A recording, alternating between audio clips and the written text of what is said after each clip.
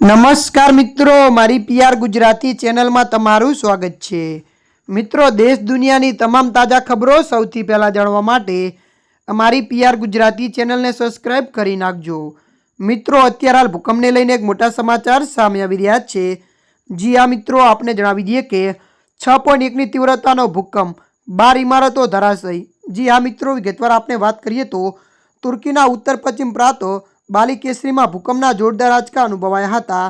તો વધુ જણાવી દઈએ કે રિક્ટર સ્કેલ પર ભૂકંપની તીવ્રતા 6.1 માપવામાં આવી હતી।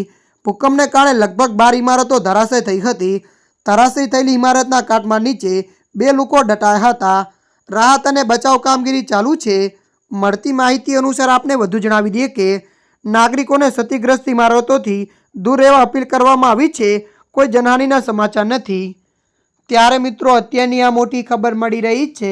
ત્યારે મિત્રો, હાલ માટે આટલું। મળીશું નવી અપડેટ સાથે। જો તમને અમારો વિડીયો પસંદ આવે, લાઇક, શેર અને સબસ્ક્રાઇબ કરી નાખજો।